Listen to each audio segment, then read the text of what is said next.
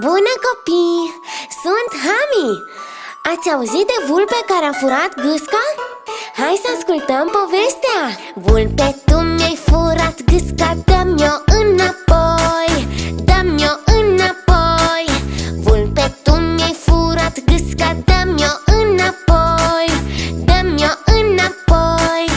Că de nu eu vin cu pușca și cu 3 copoi, că de nu eu vin cu pușca și cu 3 copoi.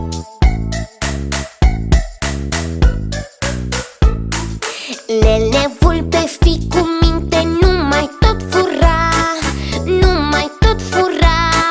Lele, vulpe, fii cu minte, nu mai tot fura, nu mai tot fura.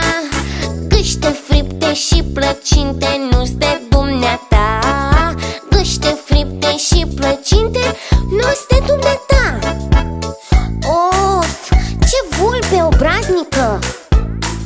Vulpe, tu mi-ai furat gâsca, dă-mi-o înapoi, dă-mi-o înapoi.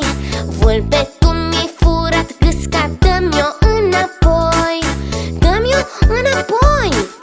Că de nu eu vin cu pușca și cu 3 copoi, că de nu eu vin cu pușca și cu 3 copoi, că de nu eu vin cu pușca și cu 3 copoi.